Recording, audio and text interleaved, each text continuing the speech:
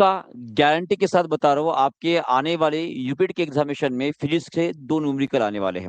अब ये कौन से टॉपिक पे आने वाले हैं, इसका मैं सटीक एक अंदाजा आपको बताने वाला हूँ कि कौन से टॉपिक के ऊपर आपके सवाल आने वाले हैं। लगभग पिछले 10 साल के अंदर जो जितने भी हमारे यूपीट के पेपर हुए, उनमें से क्वेश्चन सिलेक्टेड आपके लिए लेकर आया हूँ, जिनके ऊपर आपको सवाल आने के सबसे ज्यादा चांसेस है। तो पूरा अंत तक देखिएगा, केवल 10 से 15 मिनट के अंदर जो है आपके साइंस के यहाँ पे 2 क्वेश्चन कवर होने वाले हैं। ध्यान रखिएगा, 2 मार्क्स आप कवर करने वाले हो। तो चलो शुरुआत करते हैं। तो सबसे पहला सवाल आपके लिए रहेगा, ये 2017 2022 दोनों साल में ये पूछा गया सवाल है, जहां पे आपको प्रकाश के अपवर्तन के बारे में सवाल पूछा जा सकता है। तो अपवर्तन के बारे में ये सवाल आपको पूछा गया है। ये एक सवाल 2 बार रिपीट हुआ है, इसका मतलब ये हमारे आने वाले एग्जामिनेशन के लिए इंपॉर्टेंट हो जाता है। तो बताओ भाई, इस क्वेश्चन को सॉल्व कैसे करोगे? देखो आपको क्या दिया है, आपको जो है एब्सोल्यूट रिफ्रैक्टिव इंडेक्स दिया गया है, माने कि यहाँ पर आपका जल है ना, जल के लिए जो है, जल के लिए आपका जो है रिफ्रैक्टिव इंडेक्स आपको दिया गया है, वो 4/3 दिया गया है। और उसी तरह से आपको जो है ग्लास के लिए रिफ्रैक्टिव इंडेक्स दिया गया है, जो आपको दिया गया है 3/2 दिया गया है। और आपको क्या पूछा गया है ना, आपको पूछा गया है what is the refractive index of glass with respect to the water. अब देखो इस शब्द के ऊपर आपको ध्यान देना है ना। यहाँ पे आपको पूछा गया है कि पानी की सापेक्ष कांच का अपवर्तनांक, माने कि glass with respect to water. तो विथ रिस्पेक्ट टू जो भी शब्द होता है वो हमेशा नीचे रखना है। तो हमें क्या करना है, जब इसका मैं रिफ्रैक्टिव इंडेक्स निकाल रहा हूं, तो वहां पे आपको रिफ्रैक्टिव इंडेक्स ऑफ जो H2 वाटर है इसे नीचे रखना है, क्योंकि इसके रिस्पेक्ट में आपको पूछा गया है ग्लास का, माने कि ये जी को आपको ऊपर रखना है, बस इसे आपको सॉल्व करना है। बिल्कुल आसान सा क्वेश्चन है। तो कैसे करना है, ग्लास का हमें दिया भाई कितना दिया है, 3/2 दिया गया है, और H2O का हमें दिया 4/3 दिया गया है। इसे जब सॉल्व करोगे तो 3/2 और ये 3 ऊपर आ जाएगा, 4 नीचे आ जाएगा, तो 9/8 आपका आंसर हो जाएगा। क्या हो जाएगा? 9/8, माने कि ऑप्शन नंबर ए जो है आपका सही आंसर आना चाहिए। तो इस तरह से इस क्वेश्चन को आपको सॉल्व करना है। बस आपको इतना ध्यान रखना है कि किसके रिस्पेक्ट में पूछा गया सवाल है। जो रिस्पेक्ट में पूछा गया है वो इसे नीचे ले लेना है, बस सॉल्व कर लेना है। ओके, चलो बहुत बढ़िया, आगे बढ़ते हैं। अगला सवाल आपके लिए, ये यूपीएट 2022 में पूछा गया सवाल है, और सवाल पूछा गया है आपके मोमेंटम के बारे में। और यह सवाल आपको पूछा गया है न्यूटन के दूसरे नियम के ऊपर। तो ध्यान रखिएगा, न्यूटन का दूसरा नियम आपके लिए न्यूमेरिकल्स के हिसाब से बड़ा ही महत्वपूर्ण है। क्या बोलता है आपका न्यूटन का दूसरा नियम, ये भी इसे भी याद रखिएगा कि जो भी आपका बल होता है वो rate of change of linear momentum respect to time होता है। माने कि मोमेंटम में आने वाला परिवर्तन, माने कि P2 minus P1 divide by यहाँ पे टाइम के अंदर आने वाले परिवर्तन के साथ आपका विभाजन होता है। यहाँ पे आपको वही दिया गया है। यहाँ पे बोला गया है कि जो आपका पहले बारी का मोमेंटम था भाई, वो 10 मिनट था, वो बढ़कर जो है 25 हो गया है। माने कि यहाँ पे आपको P1 दिया गया है 10, P2 आपको दिया गया भाई आपका 25, और ये जो परिवर्तन हो रहा है ये कितने में हो रहा है, टाइम आपको दिया गया है 5 सेकंड का। बस आपको इस फार्मूला के अंदर जो है इसको डालना है। देखो P2 कितना दिया है 25, P1 कितना दिया है 10, और टाइम आपको कितना दिया 5 सेकंड के अंदर हो रहा है। तो आंसर आ गया आपका भाई, ये आ जाएगा आपका 15 डिवाइड बाय 5, माने कि आंसर आ जाएगा आपका 3 यूनिट, और ये रहा आपका आंसर। ठीक है, तो इसके ऊपर भी आपका सवाल पूछा जा सकता है, या आपका force is equal to mass into acceleration जो होता है, इस सीधे सिंपल से फॉर्मूला के ऊपर भी आपको न्यूमेरिकल पूछा जा सकता है। डन है, ये रहा आपका दूसरा न्यूमेरिकल जो आपको करके रखना है। फिर आगे बढ़ते हैं, तीसरा न्यूमेरिकल देखिएगा। देखो ये सवाल आपके 2018 और 2019 में भी पूछा गया है। तो ये फार्मूला नहीं है, पर याद रखिएगा यहाँ पे यूनिट्स के कन्वर्शन के बारे में आपको पूछा जा सकता है कि लंबाई गिनने के लिए कौन कौन से अलग अलग इकाई हम इस्तेमाल करते हैं। जैसे कि यहाँ पे पूछा गया है कि एंगस्ट्रॉम का मतलब क्या होता है, कितना एंगस्ट्रॉम मतलब कितना मीटर होता है, कितना माइक्रोन होता है, ये यहाँ पे पूछा गया है।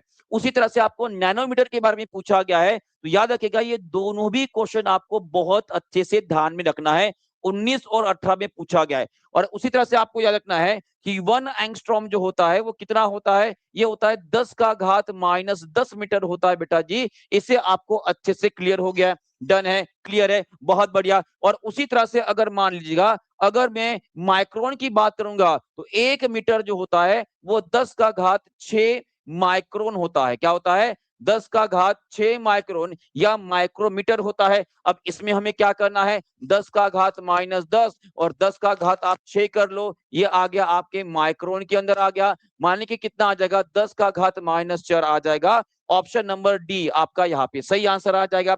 उसके बाद नैनोमीटर के बारे में पूछा गया है। तो नैनोमीटर का मतलब क्या होता है, 10 का घात -9 होता है। एक और याद रखिएगा, एक होता है आपका 1 फेम्टोमीटर। अब ये जो आपका फेम्टोमीटर होता है, जनरली परमाणु त्रिज्या को मापन करने के लिए इसका इस्तेमाल किया जाता है।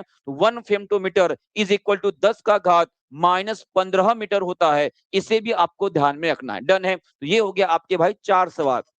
चारों में से तो एक फिक्स है, ठीक है। चलो आगे बढ़ते, अगला आप देखो ये सवाल है ना, ये रिलेशन दिया गया है आपके काइनेटिक एनर्जी और लीनियर मोमेंटम के बारे में। सवाल कितने बार, 2016, 2015 में एग्जामिनेशन हुई, 2017, 2019 और 2022 में भी इसके ऊपर सवाल आया है।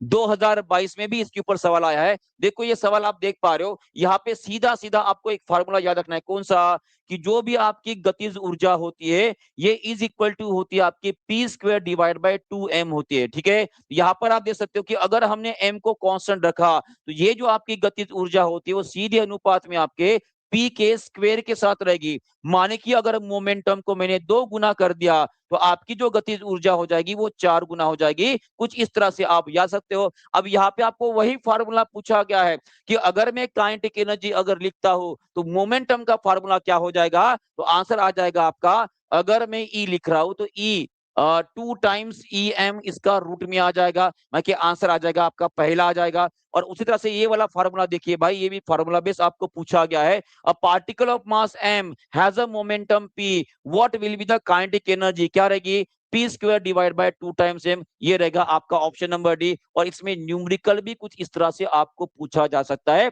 कि मोमेंटम को मैंने आधा कर दिया, तो बताओ काइनेटिक एनर्जी कितनी हो जाएगी। मोमेंटम को मैंने डबल कर दिया, तो बताओ काइनेटिक एनर्जी कितनी हो जाएगी। डन है, चलो बहुत बढ़िया। आगे बढ़ते, अगला सवाल देखिए, 2018 में पूछा गया सवाल है, 3 रजिस्टर 4, 10 और 20 ओम के R connected in parallel, 15 volt की बैटरी लगा दिए, वहां पे करंट कितना बहेगा। सिंपल सा क्वेश्चन है। तो यहाँ पर आपका ध्यान में आ जाएगा कि सीरीज कनेक्शन माने कि जो आपका श्रेणी क्रम होता है, श्रेणी क्रम, और उसी तरह से दूसरा जो रहेगा वो आपका जो समांतर क्रम होता है भाई, इसके बारे में आपको सवाल जो है पूछा जा सकता है। तो यहाँ पे पैरेलल में पूछा गया है, तो पैरेलल में अगर पूछा जाता है तो 1 डिवाइड बाय 4, 1 डिवाइड बाय 10 और 1 डिवाइड बाय आप 20 करोगे, 1 डिवाइड बाय 20 करो तो ये 1 डिवाइड बाय टोटल रेजिस्टेंस हो जाएगा। इसे सॉल्व करो तो यहाँ पे देखो 20 इसका जो एलसीएम हो जाएगा 20, यहाँ पे 5, यहाँ पे 2, यहाँ पे 1। इसे सॉल्व करो, बताओ कितना आता है। ये आ जाएगा 8/20। 8/20 का मतलब 4 का भाग डालो, 4 दूना और यहाँ पे 5, माने कि 2/5 आ गया।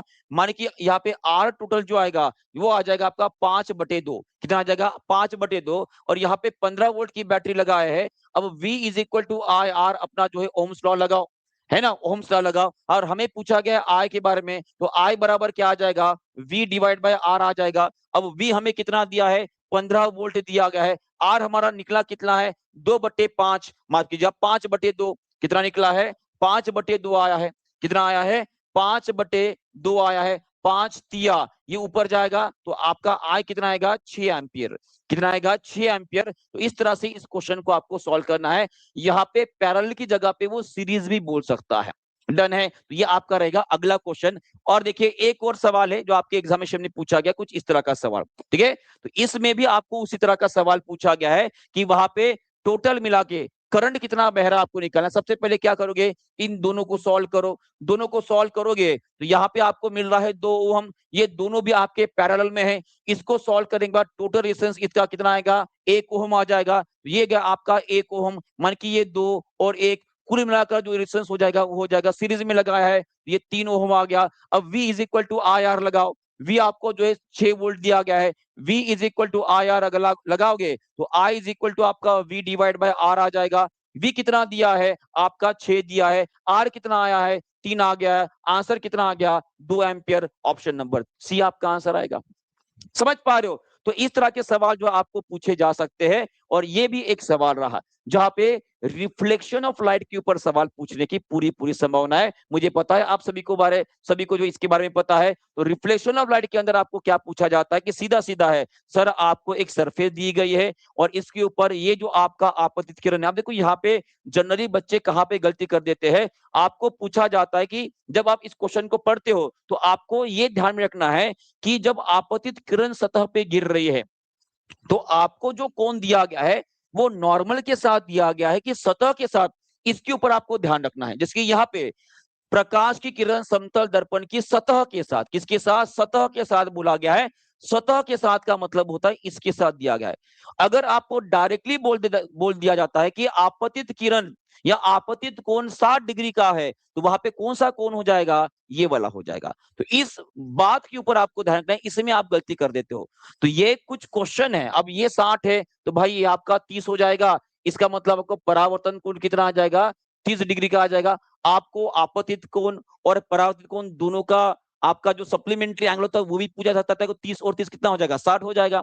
बात समझ में आ रहा है? तो इस तरह के सवाल आपके एग्जामिनेशन में आ सकते हैं। और अगर आप इन सभी क्वेश्चन को एक बार खुद के हाथ से अगर सॉल्व करके देख लो, भाई इसी तरह का सवाल आपके एग्जामिनेशन में आने की पूरी पूरी संभावना रहेगी। डन है, क्लियर है, सभी को समझ में आ गया? तो इतनी बातें ध्यान रखिएगा, इतने क्वेश्चन करके जाएगा, इसमें से कम 2 क्वेश्चन आपके एग्जामिनेशन में आएंगे। क्लियर है? चलो फिर मिलते हैं। और वीडियो अगर पसंद आया, कंटेंट पसंद आया तो लाइक शेयर और अपने दोस्तों के साथ शेयर जरूर कर लीजिएगा। ठीक है, थैंक यू।